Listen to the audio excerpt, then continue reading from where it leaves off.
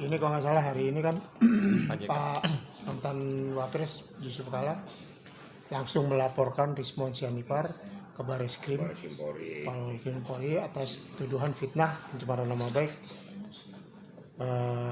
memberikan uang 5 miliar kepada Roy Suryo CS. 5 miliar atau 50 miliar? 5 miliar antara 5 dan 50 itu. Yang terbaru 5 miliar. Tanggapannya. Oke, terima kasih. Assalamualaikum warahmatullahi wabarakatuh.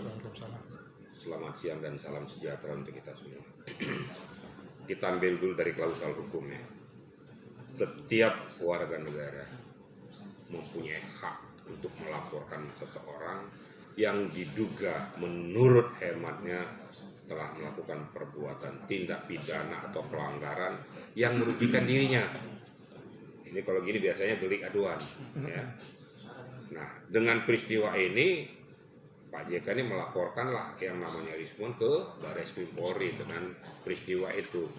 Ya pasti kita sudah bisa membayangkan, pasti nggak jauh daripada fitnah dan pencemaran nama baik, gitu ya. Karena dilakukan dengan voice, nyebarluaskan, bisa kena undang-undang ITE juga. Nanti tinggal penyidik yang akan menganalisis. Namun demikian, ya, apa yang dilaporkan oleh Pak JK tentu kan perlu analisa yang tajam. Tentu tugas dan tanggung jawab daripada penyidik untuk mencari pemenuhan alat bukti. Bersesuaian nggak dengan apa yang dilaporkan? Ada nggak bukti-bukti faktualnya? Ada nggak faktanya? Itu yang harus dihimpun dan diberikan kepada penyidik untuk memperkuat dugaan itu. Kemudian dari pihak si Rismon pada saat nanti dipanggil, ini kan masih ranah penyelidikan nih. Ya. Dipanggil akan memberikan gambaran keterangan apa yang dia sampaikan sesuai dengan fakta atau enggak. Rismon juga harus siap untuk memberikan bukti dataran fakta, kan gitu. Namun perlu saya luruskan di sini, hati-hati juga dengan AI. Ya. Kadang-kadang Rismon tidak menyampaikan itu, tapi AI membuat itu seolah-olah disampaikan sama Rismon. Nanti tentunya akan lari juga ke laboratorium forensik, digital forensik akan menyelia itu. Benar nggak ini voice asli atau memang AI? Nah, nanti kita lihat aja. Kalau saya katakan sekarang ini, ya sah-sah saja. Lapor dan melaporkan itu biasa. Yang penting tinggal karena pembuktian. Sejauh mana pokok permasalahan ini menyangkut nggak dengan peristiwa itu. Jadi kira-kira ya. Oke. Bang, kalau emang ini terbukti benar katakanlah, ini blunder nggak sih yang dilakukan Rismon itu? Artinya menyasar ke semua pihak gitu loh. Bentar dulu. Yang Anda tanya ini sekarang kalau memang benar peristiwa, kalau benar pula memang peristiwa itu Rismon menerima, gimana? Berarti betul dong peristiwa itu memang ada diberikan dari pihak sana. Tapi kalau tidak benar, ya berarti Rismon mencemarkan nama baik daripada Pak JK. Dan wajib hukumnya kalau Pak JK tidak menerima, dia akan menuntut Rismon. Tidak memberi. Nah, kenapa kamu bilang memberi sekelas saya mantan wakil presiden untuk hal-hal yang remeh-temeh ini? Kalau nggak salah Pak JK pernah ngomong, itu kan dulu sama-sama saya wakil presiden, beliau jadi presiden. Masa sekelas saya untuk memberikan dana buat Rismon hanya untuk menjatuhkan nama Pak Jokowi, kan gitu. Nah ini silakan saja, kan saya bilang nanti kan ranah pembuktian. Pak JK punya hak untuk melaporkan, Rismon punya hak untuk menjawab. Tinggal nanti di ranah pembuktian mana yang beririsan, mana yang absurd, mana yang kira-kira ngarang-ngarang, nanti kan ketahuan. Apakah ini naik ke ke peristiwa pidana, nanti kan ada gelar setelah pemenuhan alat bukti, fakta-fakta, data yang ada di lapangan, gitu loh. Kata-kata infonya ya. Ingat, saya berhadapan dengan saya itu harus berdata dan fakta. Akurat, jangan katanya infonya. Saya nggak suka kalau infonya itu. Akhirnya kalau infonya saya juga bahasanya absurd. Berdasarkan data fakta itu dilakukan seperti ini. Faktanya memang Rismon ke sana. Kita ambil data-data fakta. Apa yang dibicarakan antara Rismon dengan Pak Jokowi mereka yang tahu. Setelah keluar dari sana apa yang terjadi mereka yang tahu.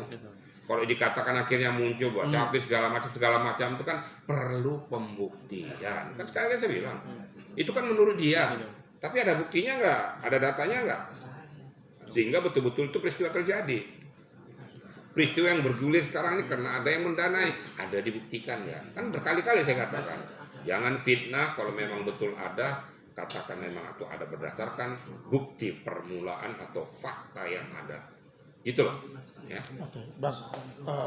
Sekarang kan Rismon ada di pihak Pak Jokowi dengan dikeluarkannya RJ ya, Bang. Apakah ini yang dilakukan Rismon ini dapat memperkeruh atau katakanlah memperburuk citra Pak Jokowi di mata masyarakat? Karena kan keberpihakan Rismon sekarang ada di Pak Jokowi. Kalau saya mengatakan nggak ada kata-kata istilah berpihak di Pak Jokowi. Kalau dia berpihak ke Pak Jokowi dulu sudah lakukan perbuatan ini, peristiwa ini nggak dia lakukan. Saya lebih cenderung mengatakan dia menyelamatkan dirinya, karena data fakta yang dia ambil itu tidak akurat. Dia keluarkan buku 700 halaman, dia 400. Si Roy Suryo itu 50, selebihnya Tifa. Ternyata isi daripada 400 halaman ini tidak berlandaskan fakta.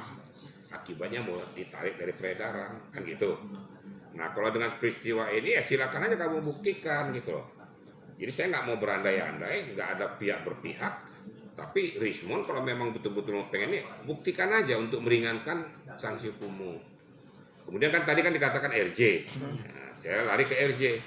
Retroaktif justice itu sah-sah saja apabila pihak pelapor, sekali lagi, pihak pelapor merestui terjadinya kesepakatan perdamaian antar pihak. Bukan terlapor, pelapor yang memberikan permohonan dari terlapor. Apakah itu difasilitasi oleh kuasa hukum dari Pak Jokowi atau siapa, maka larilah ke Polda Metro, diadakanlah RJ itu. Tinggal nanti penyidik akan menganalisis layak dan pantas nggak untuk diberikan RJ. Kenapa? Karena RJ itu tidak mutlak harus selesai antar kedua belah pihak. Yang berkepentingan nanti penyidik yang akan menilai kedalaman daripada peristiwa itu. Jangan orang berpikir kalau RJ sudah dapat pasti akan selesai. Enggak, belum tentu. Lolos hukuman. Belum tentu. Kenapa? Lihat kedalaman daripada peristiwanya. Kedalaman peristiwanya menyangkut kedua belah pihak atau menyangkut publik kepada kepentingan yang lebih luas atau sudah meresahkan masyarakat akibat dari peristiwa ini, nanti akan dinilai oleh penyidik. Gitu kira-kira. Oke, Bang. Satu lagi. Kalau di pihak dari Rosyidul silakan aja Rismon mendapat RJ dari Pak Jokowi. Tapi ada kasus lain yang juga sedang menanti dia untuk katakanlah memperberat Rismon. Apa yang memperberat tuh? Ya, artinya masih ada kasus lain yang lagi menanti untuk Rismon juga bisa masuk penjara. Itu masih berandai-andai. Akan ada. Kan udah tahu kan sama saya kalau ngomong. Saya Kan ada laporan lain tuh, Pak. Iya, laporannya apa? Yang kasus akte sama pemalsuan ijazah. Yamaguchi. Yamaguchi. Untuk melaporkan itu. Saya luruskan dulu masalah. Namun, ada namunnya.